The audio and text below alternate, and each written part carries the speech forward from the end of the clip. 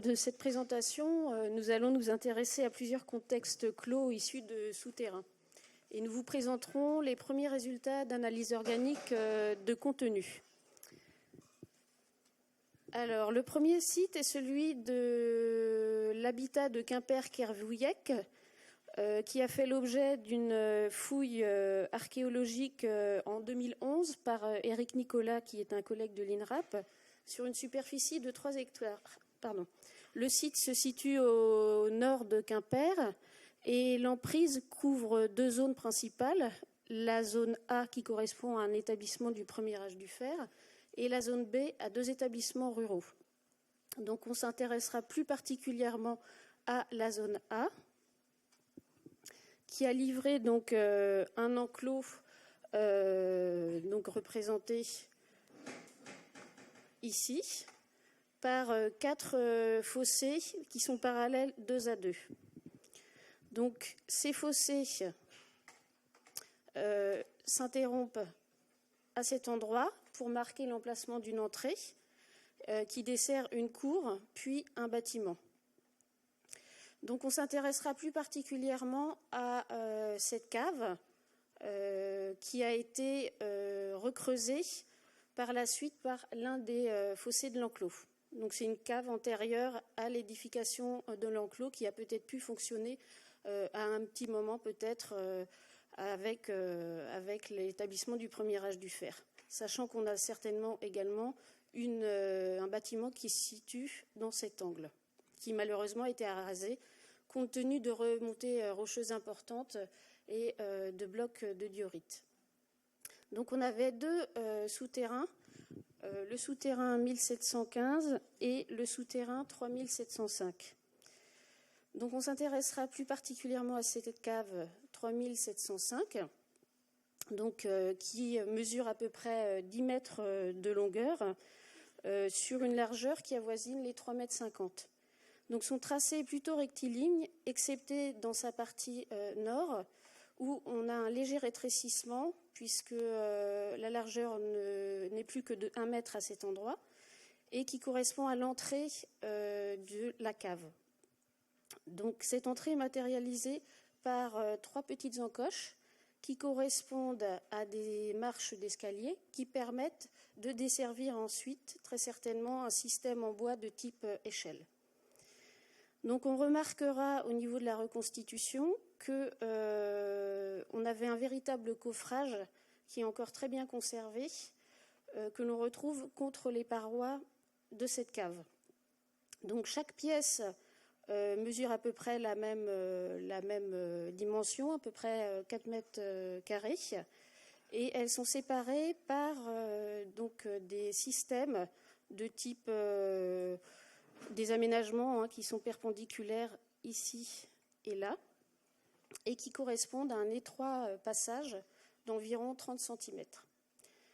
Donc on a une structure qui est relativement profonde, qui mesure à peu près 2 mètres donc, de profondeur, ce qui est relativement rare pour ce type de structure, qui généralement avoisine à peu près les 1,50 m de profondeur. On le verra tout à l'heure avec les exemples d'un guignol. Donc la particularité de cette structure, c'est d'avoir conservé un vase en place aménagé dans une fosse. Donc là, c'est vraiment intéressant dans la mesure où il existe très peu de structures excavées de ce type où sont conservés du mobilier in situ.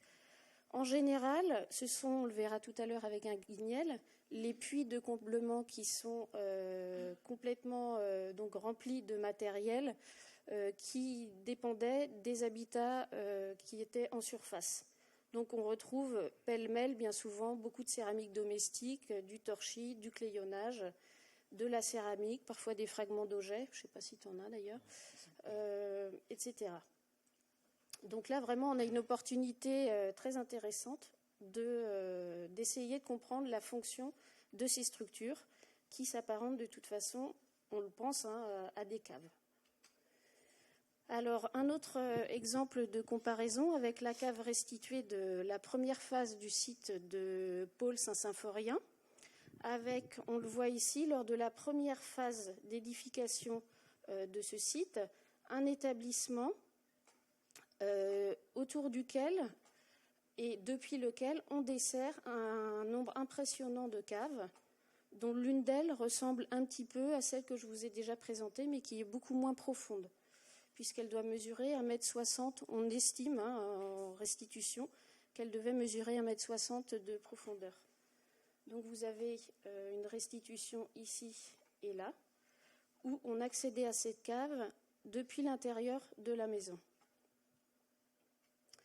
Un autre exemple, la cave de Kergariou, qui se situe tout près du site que je vous ai présenté, du site de Kergolvez, puisque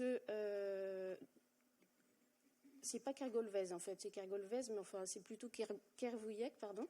Donc vous avez le site de Kergariou par là et Kervouillec ici.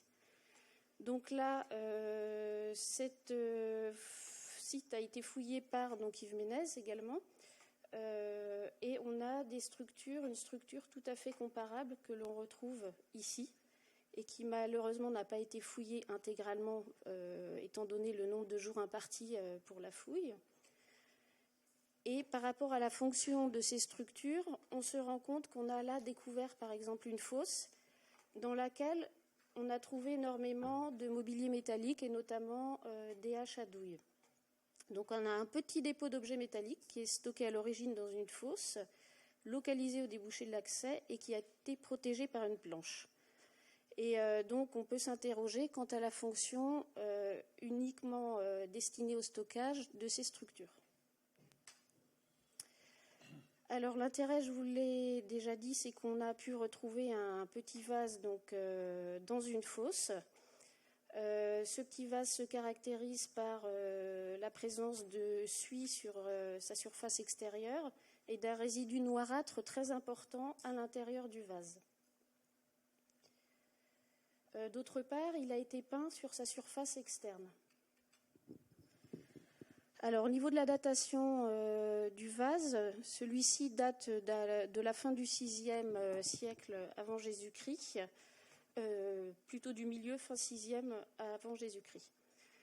Donc on voit ici le résidu noirâtre très important qui tapissait l'intérieur de la poterie et des analyses ont été réalisées par Nicolas Garnier sur ce résidu. Donc on va en reparler tout à l'heure.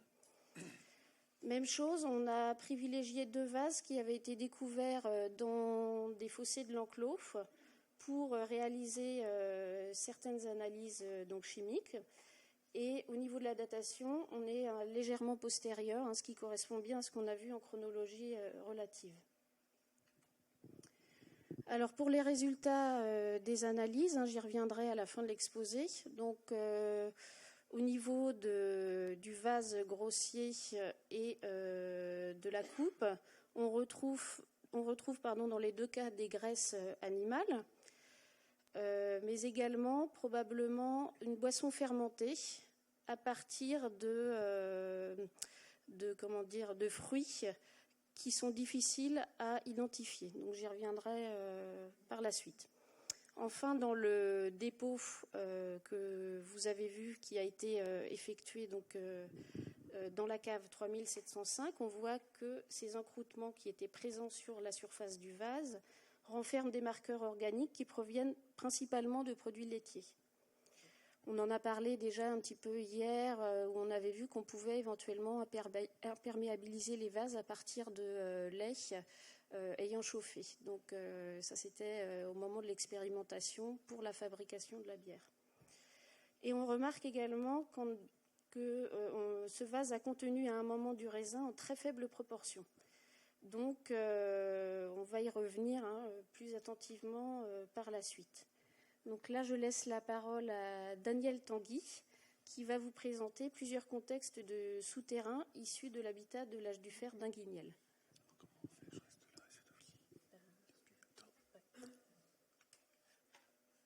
Nickel.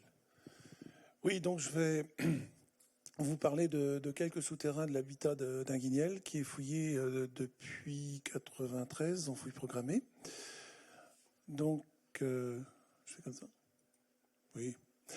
Bon, à l'origine de la fouille, il y a la découverte d'une stèle funéraire.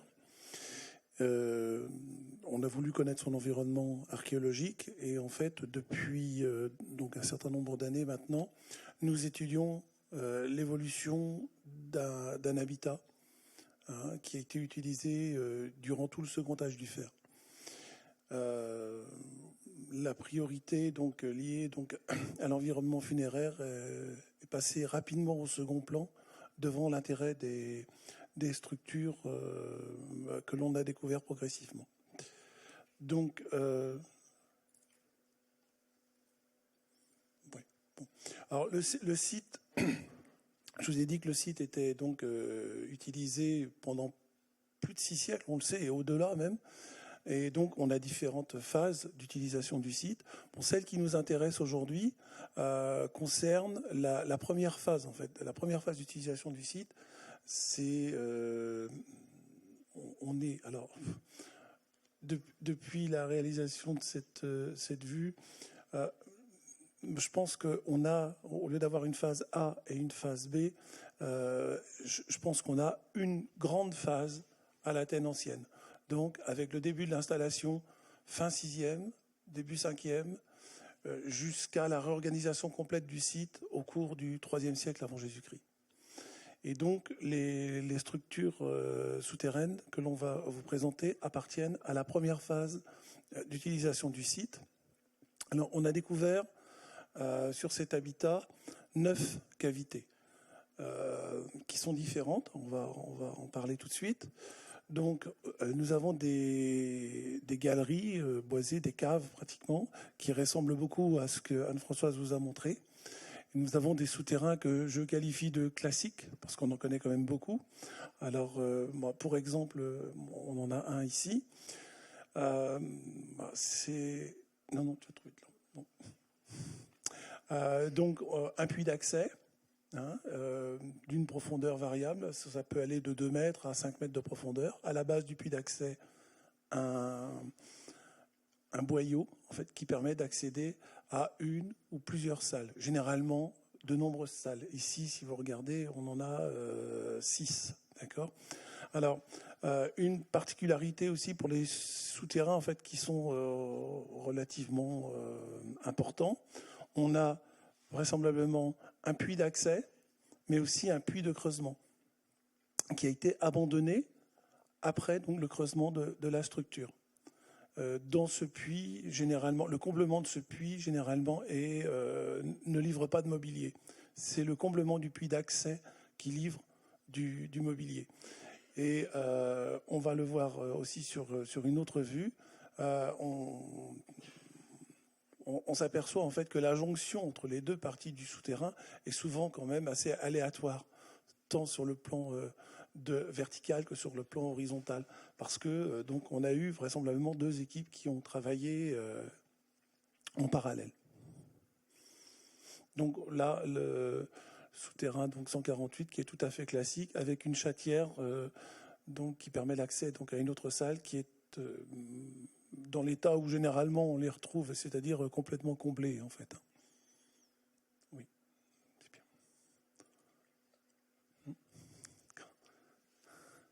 Alors donc un autre type de souterrain que moi je qualifie de mixte parce que ce sont pas des galeries boisées uniquement, mais on peut très bien avoir des parties qui restent souterraines, avec donc par exemple ici donc un puits d'accès.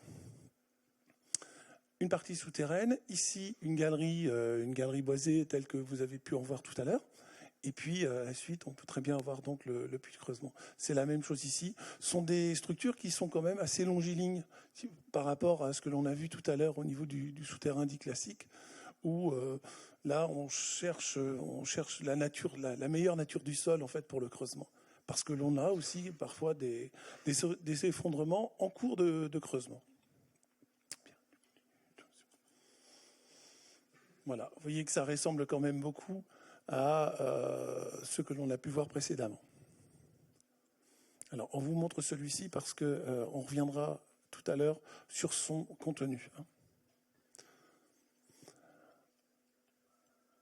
Donc ici, le souterrain 0410, dont le puits d'accès nous a livré beaucoup de mobilier, un mobilier quand même assez particulier, assez exceptionnel, sur lequel nous allons revenir aussi. Et là, on a donc le puits d'accès ici, le puits de creusement, et comme la très grande majorité des structures souterraines,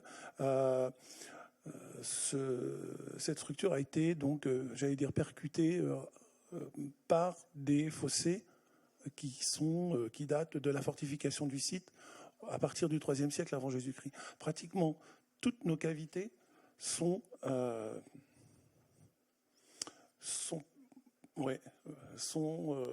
coupées en fait par les fossés de fortification. Donc le mobilier, enfin une toute petite partie du mobilier, donc issu du souterrain, du puits d'accès, de la base du puits d'accès, dont donc des vases pratiquement entiers, dont ce petit gobelet ici que vous avez là, qui a fait donc l'objet de l'étude dont Anne-Françoise vous parlera tout à l'heure. Donc ici, donc, on est au début du 5e siècle avant Jésus-Christ. Cette datation est confirmée par notamment cette fibule à timbale convexe sur le pied, que l'on retrouve. Alors, si on regarde la répartition de ces fibules, on s'aperçoit que Guignel est quand même vraiment à l'ouest. Oui, complètement à l'ouest. Mais en fait, c'est une fibule en fer. On n'a pas retrouvé de mobilier en bronze sur le site. Le mobilier que l'on a est uniquement en fer. Et cette fibule, elle était vraiment dans un état assez pitoyable au départ.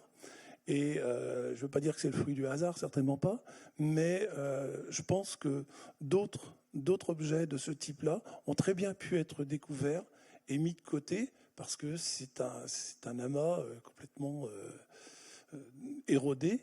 Et c'est difficile à percevoir en fait qu'il s'agit d'une fibule. D'où peut-être, et je suis persuadé qu'on a d'autres fibules en fer de ce type en Bretagne. Mais bon, l'intérêt, c'est que c'est un objet qui est quand même très datant, quoi. On est dans le premier quart du 5e avant Jésus-Christ. Avec de la céramique ornée. Et on arrive à... Là, on a du mobilier qui est du début 4e peut-être, avant Jésus-Christ. Donc, en surface. Alors, on ne peut pas dater l'utilisation, c'est toujours le cas pratiquement. On ne peut pas dater l'utilisation proprement parlée de la structure. On date son comblement. Sauf dans le cas exceptionnel où on a du mobilier en place. Donc, je vous passe... Tu reviendras là-dessus tout à l'heure ? Bon. Alors, deuxième structure sur laquelle on va s'étendre un peu. Là, il s'agit de ce que j'appelle un souterrain tout à fait classique, avec un puits d'accès ici,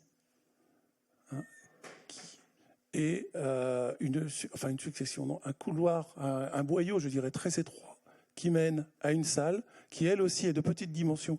Il faut savoir que certaines de ces salles sur un guignel qui font pratiquement 2 mètres de hauteur. On a des puits d'accès qui descendent jusqu'à 5 mètres de profondeur, je vous l'ai dit tout à l'heure, des chatières assez importantes et des salles qui sont vraiment importantes. Ce n'est pas du tout le cas pour celui-ci, où le conduit est très étroit et on a la répartition du mobilier ici. On a très peu de choses dans le comblement du puits d'accès, contrairement à ce que l'on a vu dans l'autre précédemment, mais on a ici un vase en place que vous avez ici, et à l'intérieur de ce vase, on a 2 petits gobelets. Alors vous avez une photo en place, et ces 2 petits gobelets sont ici, là, dont un décor de marguerite. Là, on est encore à la fin du 6e, début 5e. Alors, j'avoue, je ne sais pas ce qu'il y a après. Voilà, non, c'est ça, exactement. Donc, c'est assez... à Anguignelles, c'est exceptionnel, ce genre de choses.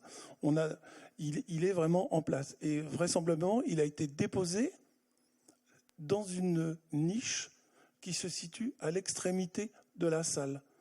On a qualifié ça de seconde salle, mais en fait, c'est une niche qui était là, qui a été déposée, et il est possible que le vase se soit renversé sur le sol. Alors, autre caractéristique, la salle en question et le boyau d'accès étaient complètement vides, parce que c'était tellement étroit, il y a eu un blocage de pierre à la base du puits d'accès qui a empêché l'écoulement en fait, du remplissage. Généralement, ces salles-là sont remplies partiellement par le remplissage du puits d'accès, mais aussi par l'effondrement de la voûte. Or ici, la voûte est creusée quand même dans un substrat très solide, ce qui fait que ce que vous avez là, c'est l'état de la salle au moment de la fouille. Alors, on s'est interrogé quand même sur la présence de ces vases dans cette structure, parce que il existe des vases, des urnes notamment, qui contiennent des petits gobelets. Généralement, on les découvre en contexte funéraire. On a des urnes avec des petits gobelets à l'intérieur de celles-ci. Là, manifestement, on n'est pas en contexte funéraire, mais on s'est dit qu'il s'agissait peut-être d'un dépôt, d'un rituel lié, pourquoi pas, à la fondation du site. Et c'est certainement pas le hasard et c'est certainement pas accessoire. À proximité de cette structure, on en a une seconde qui est plus récente. C'est une fosse dans laquelle on a découvert ce couvercle, ainsi que le fragment d'un autre d'ailleurs, orné, et qui date du 4e avant. Donc là aussi, une fosse qui peut laisser supposer peut-être un dépôt, un rite quelconque, à proximité du souterrain. Donc ça interpelle quand même quelque part. D'autant plus que, là on ne va pas revenir sur le plan, on est pratiquement en position centrale pour ce qui est de la première phase d'utilisation du site. Là, c'est à toi. Merci. Alors, pour ce qui concerne les résultats des analyses de résidus organiques, en ce qui concerne les vases du souterrain d'Anguignelles, les différents vases, et la cave de Quimper-Kervouillec. Alors, donc si on prend l'exemple d'une céramique, les matériaux organiques identifiés peuvent correspondre aux ingrédients du produit biologique contenu ou alors à la technique de traitement de la surface interne du contenant pour son imperméabilisation et son aseptisation. Donc on a vu hier, lors de l'expérimentation sur la production de bière, qu'on pouvait utiliser à la fois de la cire, du lait chauffé ou des graisses animales pour étanchéifier le vase. Donc la complexité de l'interprétation des résultats d'analyse réside donc dans le fait que les marqueurs identifiés peuvent non seulement appartenir à deux catégories techniques distinctes, donc le contenu et le traitement du contenant, mais qu'ils peuvent aussi résulter du mélange d'un produit biologique unique ou de celui de plusieurs phases successives d'utilisation du contenant. Donc on a vu que le vase en place à l'intérieur de la cave de Kervouillec a révélé de nombreux marqueurs organiques qui sont révélateurs de produits laitiers et de traces beaucoup plus discrètes mais tangibles d'acide tartrique, marqueurs du raisin. Donc on a plusieurs hypothèses qui s'offrent à nous. Soit ce vase a contenu du raisin ou un produit dérivé du raisin de type jus de fruits, vin ou vinaigre, en très faible proportion par rapport aux produits laitiers. Soit, donc, Donc, première hypothèse, le vase a fait l'objet de plusieurs utilisations. Il a contenu un peu de temps du vin, mais son usage principal et prolongé fut celui de pot à laitage ou à fromage. Seconde hypothèse, le vase n'a eu qu'un seul usage, celui de contenir des produits laitiers ou un fromage dans lequel on a ajouté du vinaigre. En effet, le vinaigre permet de faire coaguler et cailler le lait plus rapidement. Donc, l'ingrédient indispensable, on le sait, pour fabriquer du fromage, c'est aussi le sel. Or, au cours du temps, le sel et le stockage dans un pot donnent un goût de sel souvent trop prononcé, un goût rance, qui peut être, ce problème peut être réglé en mettant éventuellement du vinaigre. Donc, il y a un lien direct entre le produit laitier et le vinaigre. Et une cave telle que celle de Kervouillec est un lieu idéal pour conserver des denrées sur du long terme.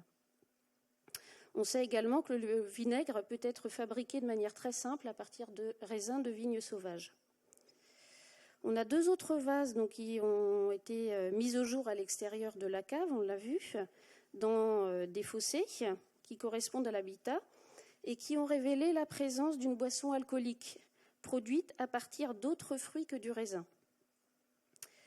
Alors, dans le souterrain d'Inguignel, ce sont donc 4 céramiques, le grand vase fermé en question et 2 bols carénés, ainsi qu'un petit vase miniature qui a été découvert dans le souterrain 04-110, qui ont révélé des résultats en partie similaires à ceux des vases de l'habitat de Kervouillec, à savoir un breuvage alcoolique. Donc en fait, on sait que l'acide tartrique et l'acide syringique sont interprétés à l'heure actuelle comme provenant du raisin. Mais il faut savoir qu'il n'y a jamais eu d'études phytochimiques qui concernent l'ensemble des fruits présents en Europe tempérée avant la conquête romaine et susceptibles de donner des boissons fermentées. Donc les concentrations des différents acides ne semblent pas correspondre à du vin de raisin, mais à une boisson fermentée, produite à partir d'un autre fruit. Alors on sait que sur le site de Kervente News, on avait à proximité immédiate une zone de marécage un petit peu, enfin une zone très humide. Et donc les botanistes pourraient penser à des fruits comme la canneberge qui comporte un taux très important d'acide malique. On voit également qu'on a énormément dans ces vases de graisse animale pour tous et de la cire d'abeille. Donc là, on peut penser éventuellement à une imperméabilisation des parois du vase. Enfin, pour ce qui concerne la cire que l'on retrouve en faible quantité, on peut imaginer qu'il s'agit d'un miel mal filtré pour sucrer la boisson en question et l'aromatiser. Donc ces résultats attestent de la fabrication dans la péninsule armoricaine de boissons fermentées à partir de raisins sauvages, mais aussi d'autres fruits qui restent à déterminer. Donc le vin de Cornouille, celui de Sorbe, ne se conserve que quelques semaines et sont considérés par les auteurs antiques comme des boissons campagnardes. Et les études palynologiques attestent que durant l'âge du bronze et l'âge du fer, la vigne sauvage est présente en Bretagne méridionale. Alors je viens d'apprendre tout à l'heure, effectivement, qu'à Cesson, là au nord de Rennes, on a retrouvé pour la thène finale, si mes souvenirs sont bons, des pépins de raisin, donc d'après l'étude carpologique, donc ce qui vient conforter cette hypothèse. Et il est parfaitement cohérent d'envisager que les armoricains ont produit, à partir des fruits sauvages disponibles, des breuvages fermentés.